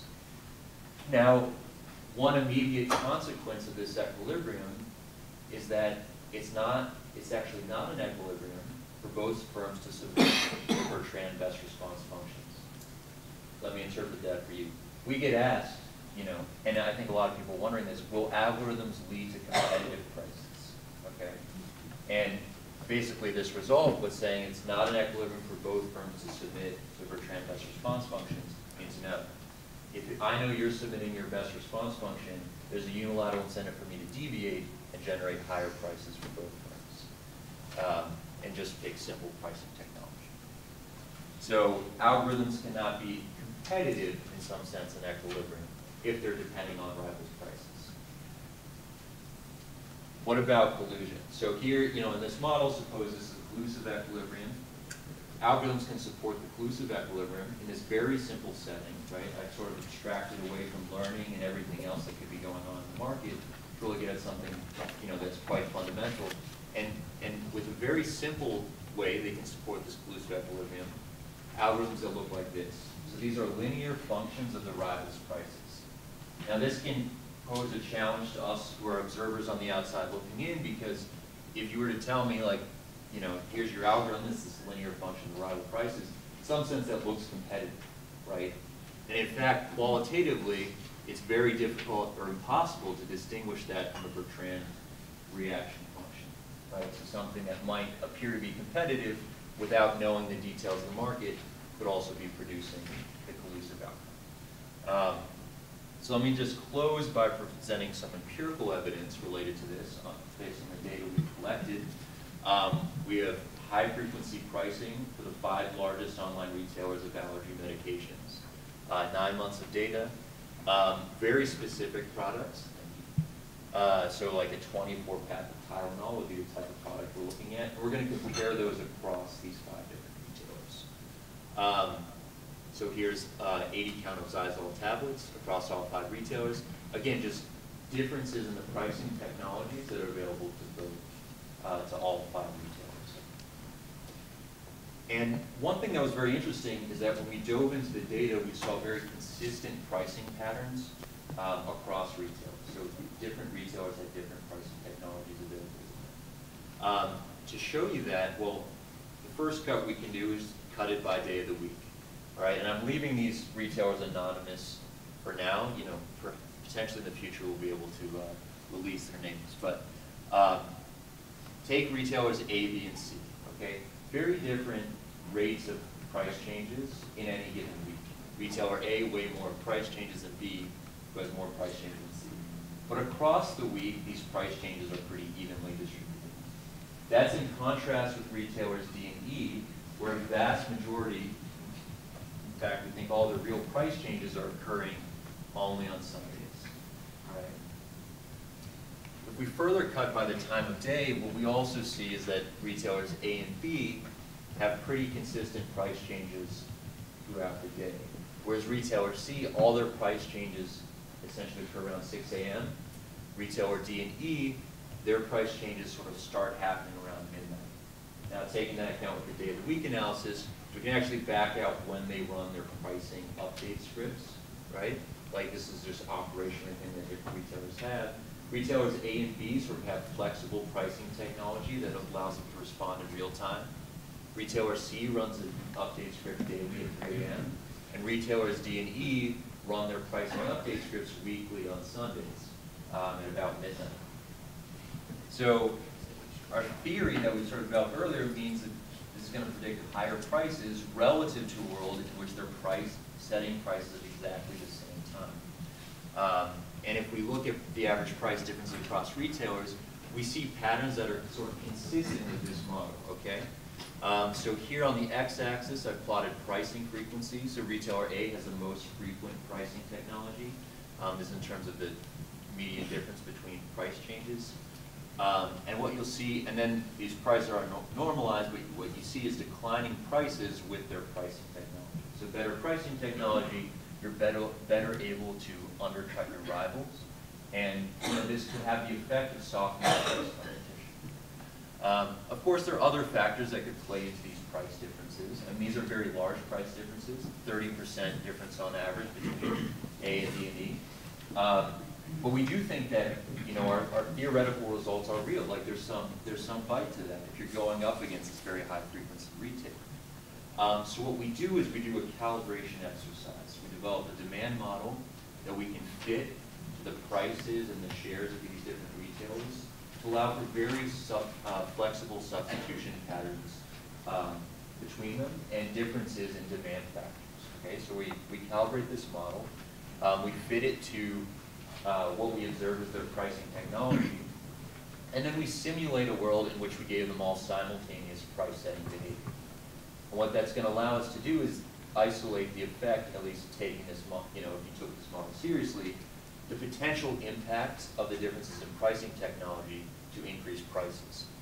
So I just want you to focus on the last column here. You know, the percent change in the aggregate percent change in prices that we're getting are about 5.2% in this market, just from the presence of differences in pricing technology. And we think that's actually a pretty big number because this is the market with 5 firms, right? I think in a lot of cases, a rule of thumb, a market with 5 firms is reasonably competitive. If you're able to, you know, arrive at behavior that gave you, 5% price increase and a profit increase of roughly 10%, I mean, that would be very attractive to the firms. So just to conclude, our analysis shows that these pricing algorithms can change the nature of price competition in fundamental ways. They're not going to be competitive at equilibrium, and that reasonable algorithms can actually lead to higher prices. They don't need to be that sophisticated in order to get, super competitive prices relative to our standard model. The data are going to show patterns that are consistent with that model, the data that we observe. And sort of a punchline of this project is the potential for algorithms to raise prices very broad. And the policy prescription here is that, really algorithms should not reflect the current prices of other firms. That's sort of what's driving a lot of these higher prices, that these algorithms can respond in real time to the price of other firms. And, that's sort of what the ideal would be. Of course, legally, we have some current, how do we enforce that in practice? And what are the legal frameworks? And with that, I'll turn it over to George. Thank you. Professor Hay is going to be discussing the paper through the web. Are we all set up?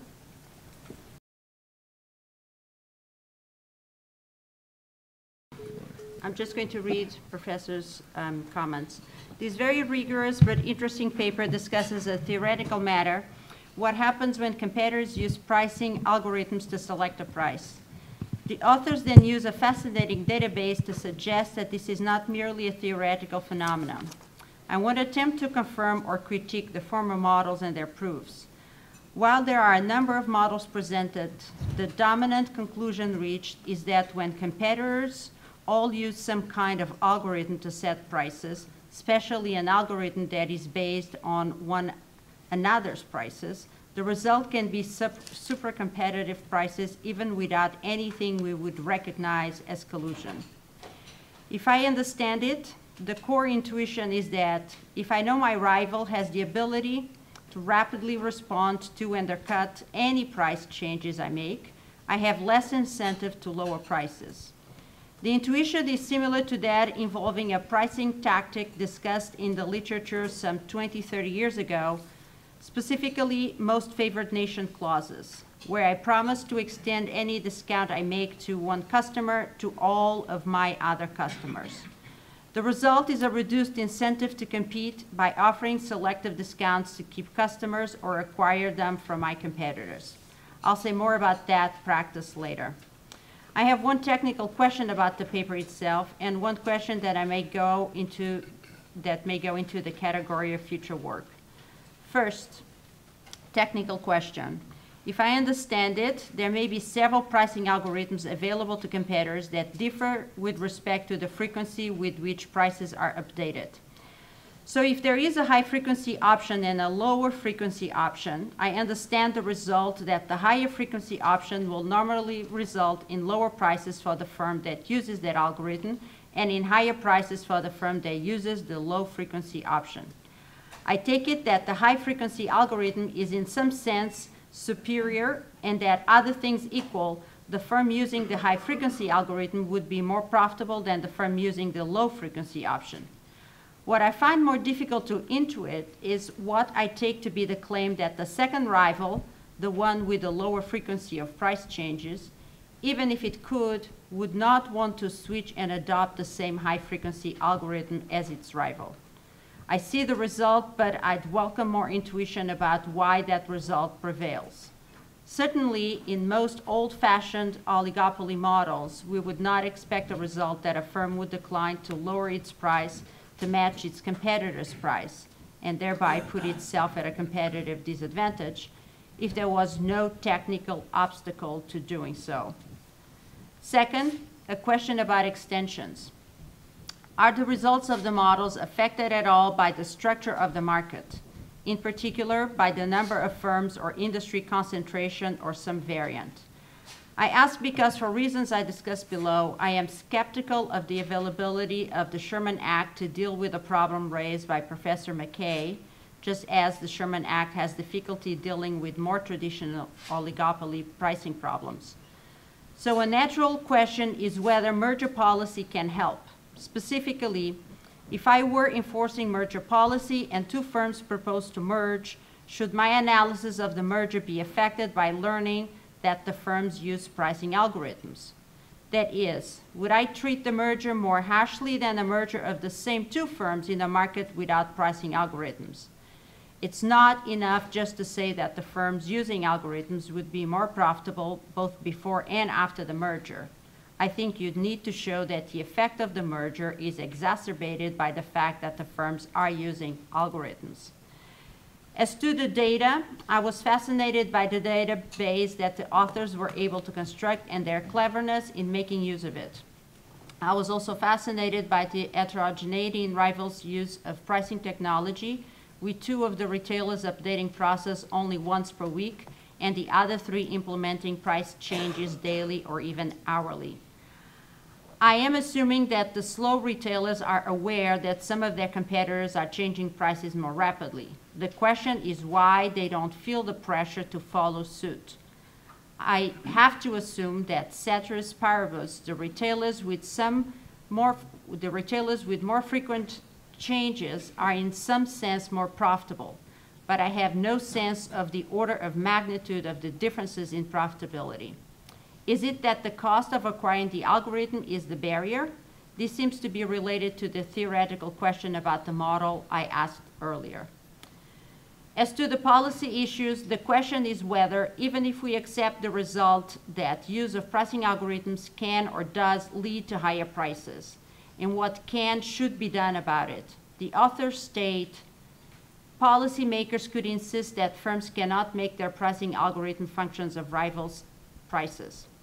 Elsewhere, they suggest the possibility of limiting the scrapping of rivals' firms, prohibiting the storage of recent prices by other firms, or regulating that price updates occur with an industry standard, symmetric frequency, such as once per day.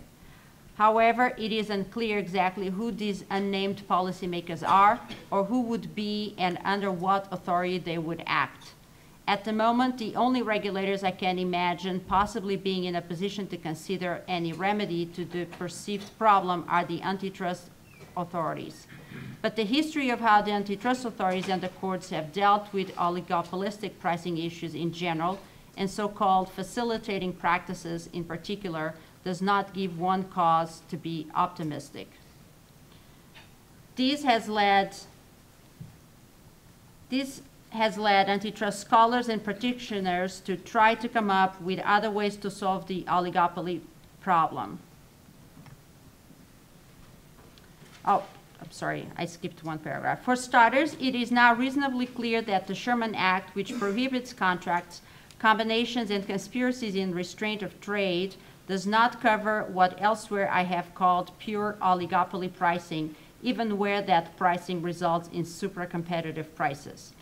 Seeing and reacting to, including matching, a rival's super-competitive price simply does not satisfy the court's notion of an agreement despite the harm to consumers. This has led antitrust scholars and practitioners to try and come up with other ways to solve the oligopoly problem, an approach that at one time generated a lot of attention and some promise was called facilitating practices. The concept is that firms each adopt some business practice that makes it easier to achieve, that means facilitate, supra-competitive prices without the need for a formal agreement. An example of such a facilitating practice is a most favored customer clause in which each firm promises that if it gives a discount to one customer, it will give the same discount to all other customers. If widely adopted, the effect is to disincentivize each firm from offering discounts and makes it more likely that a super competitive price will hold even without any traditional agreement on price. Another example might be an exchange of information on actual transaction prices, which would serve to reveal whether any one firm had given an otherwise secret discount. Judging from McKay's paper, the same could be said for a practice of each firm adopting an algorithm pricing formula. There's a few more pages, but I think that we may be running out of time, so why don't I stop here? These are all great comments, and let me give the opportunity to Lauren to review everything that we have discussed this morning. Thank you. I'm very happy to be here. I wonder if we can turn the echo off. Okay, yep. I really enjoyed reading all three of the papers. My voice just echoes.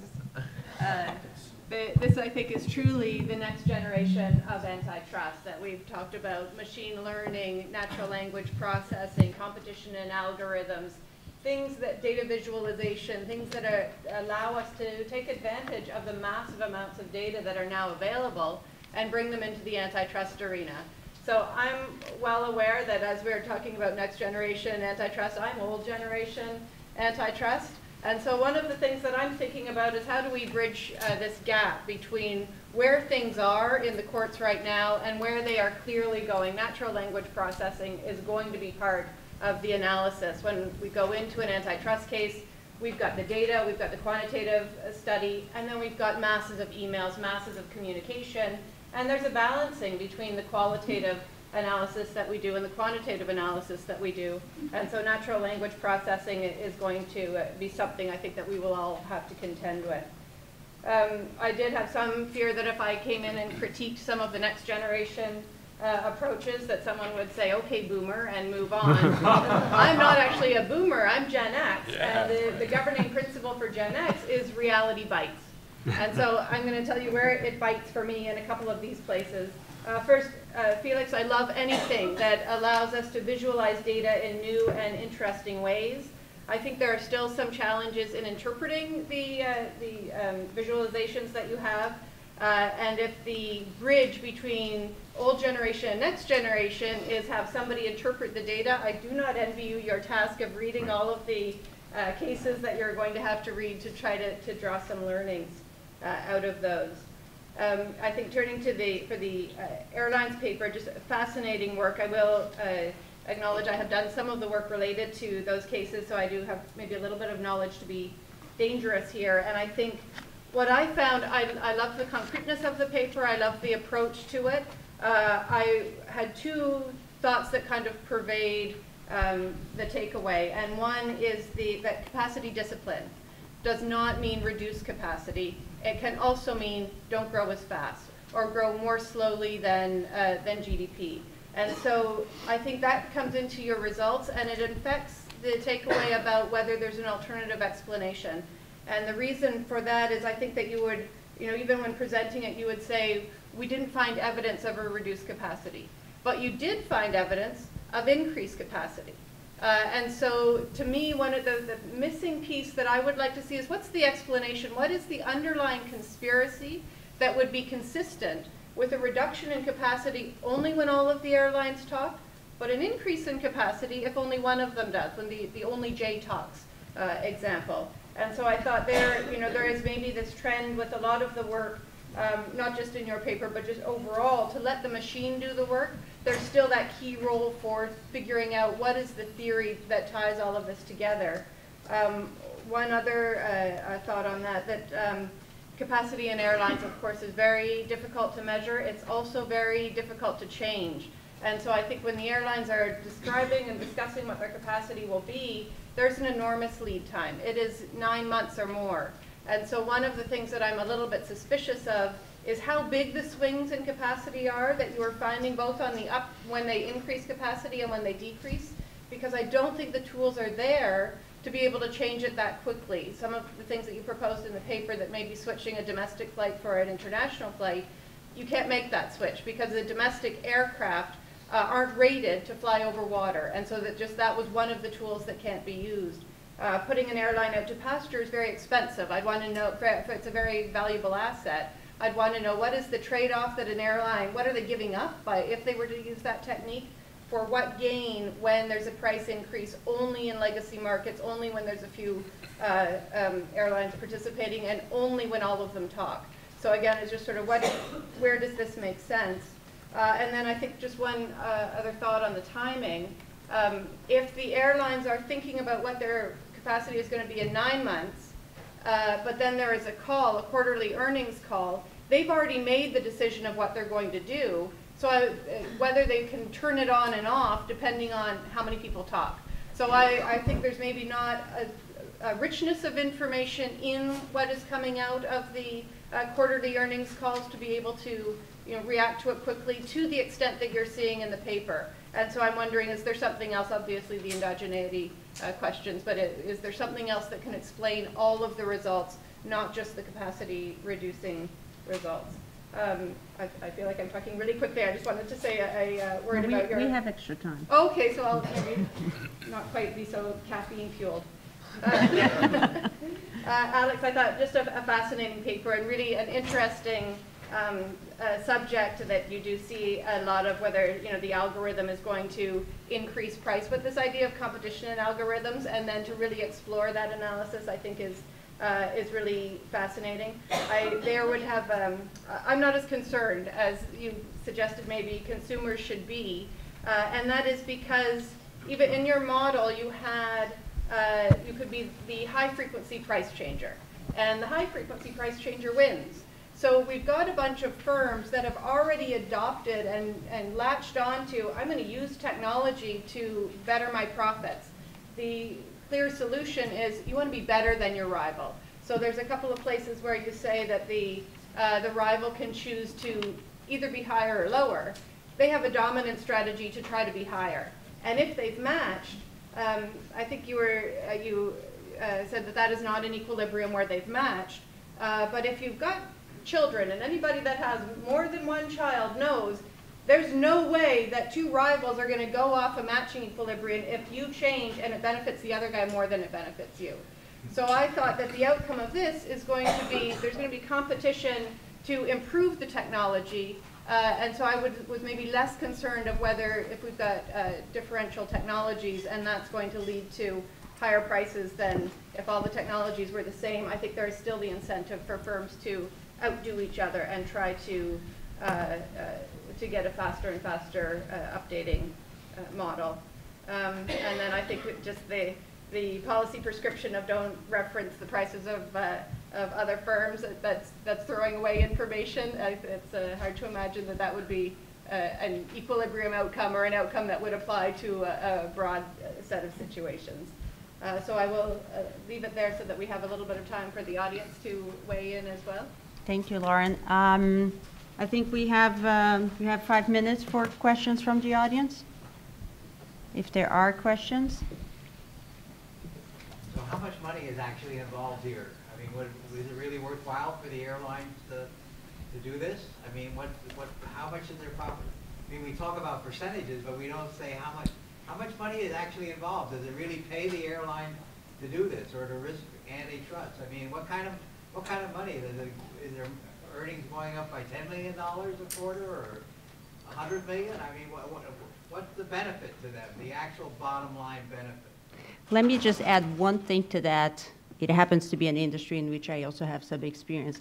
I think if one parses out the profit margins of airlines, especially some of the larger airlines, we'll see that since they unbundled a lot of their services between, you know, the first check bag, the second, the meal, et cetera, they really don't make any money really on the ticket itself. The profit comes from the ancillary products. So, you know, while we... It seems to make sense for them to restrict because they would want to maximize the number of people who are checking their bags. What, I think that there's and I'll let the author address, but I think there's also the question of really what is the price effect here, and we would have to see it very clearly, because if the capacity is not, you know, capacity constraint is not very restrictive, by how much are prices truly increasing to generate enough additional revenue? I don't think that has been addressed, so I think it is difficult to measure that side. On the other hand, if they're reducing capacity, probably they are reducing costs, and therefore profit increases just from that side. But I think that, you know, to try and quantify what the effect would have been from something like that, you probably have to dig deeper. We should ask Ben. Yeah. So, I mean, I think that's right, which is, I mean, in this paper in particular, we're looking almost entirely at the capacity decision. The question is then what's happening to prices. As I mentioned, that we show some early evidence of a positive association there, that prices are going up, which would suggest some return. But that's a really complicated question and one we're beginning to tackle in more detail. So I don't have a clear answer on that, at least at this point. One more question? Yeah, I have a question, Alex Real. Number one, I thought your paper is extremely important. Thank you. Number two, talk a little bit about how you're thinking about the but-for. Because from a lay perspective, we go online, we think we're paying almost nothing for what we buy. Yeah. I bought 3 gifts for my sister's grandchildren for their birthdays. The wrapping paper Yeah. at Walmart was more expensive Yeah. than the 3 presents. Yeah. So if you could talk about that a little bit, and no, I don't think the antitrust laws in a litigated setting are going to address this. I Yeah. think legislative action will ultimately be necessary, but I think this really needs to get probed to figure out, is the abuse there or isn't it? So if you could talk about the but-for. Yeah. Yeah, and I actually don't think there's a great answer here. This is sort of the Hal Varian approach to this topic, which in general, I think consumers are doing very well with the rise in online markets. And I think the counter argument is sort of like, well, taking the market structure as fixed, there are things we could change that would actually lower prices and benefit consumers. And then you could go way back and ask, well, would we arrive at this place if we didn't allow for these current practices that are in place? And so when you think about these long-run investments that have led to the world we're in now, would we have the same benefits we have? So I would just say it's a little bit, the but-for depends on sort of what your time horizon is and what you believe, you know, how valuable you believe these 5% price increases today meant to these firms when they were making investments 10, 20 years ago. So that being said, I think the analysis that we're using now is sort of consistent with the way that antitrust authorities do their empirical analysis, which is taken the game played by these firms.